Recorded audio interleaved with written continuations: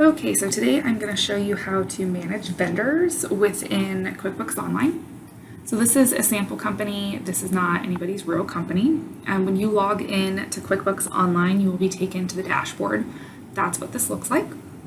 To go navigate where your vendors are, you're going to come to this Expenses tab and go to Vendors. Your vendors are all going to exist in a list right here. You can also search for a vendor here. Today I'm going to show you how to add a new vendor.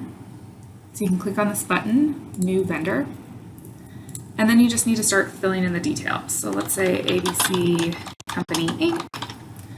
The vendor display name is going to show the same as the company name when you first type it in.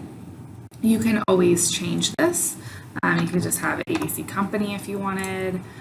You can add an individual right here. Let's say that we're doing a contact, so John Deere. We can have an email, a phone number.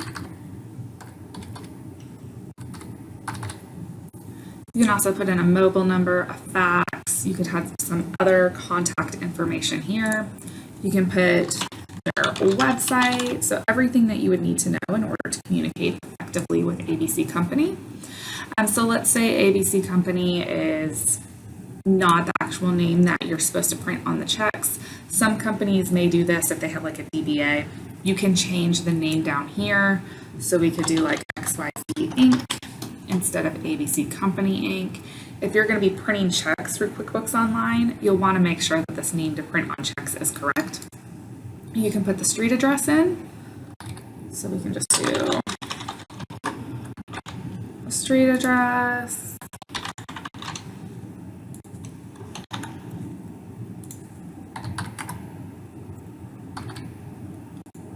You can put a country. And then you can put some notes in here. Let's say that you have specific information that you want to save about ABC Company. Maybe there's a specific ordering method that you need to take into account when you're submitting POs to them.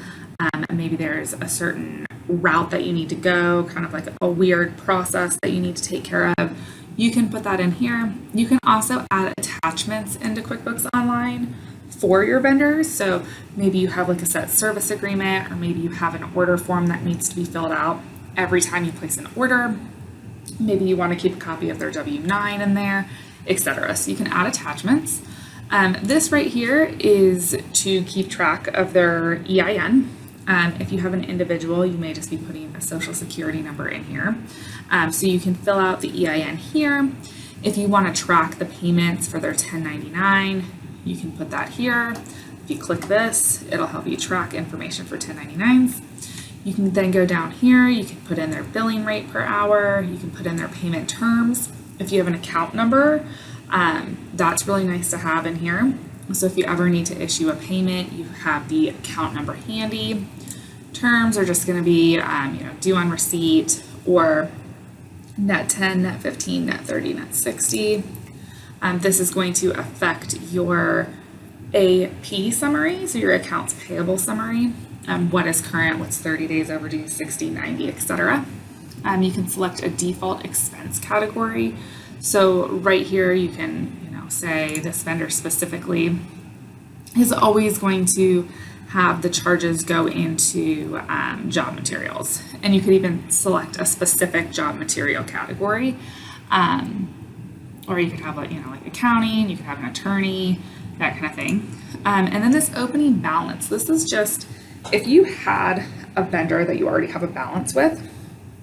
So let's say that you're migrating over to QuickBooks Online and you are going to, come in and you owe this vendor $10,000, and you're not going to put the details of those bills in here. You're not going to put the specifics in.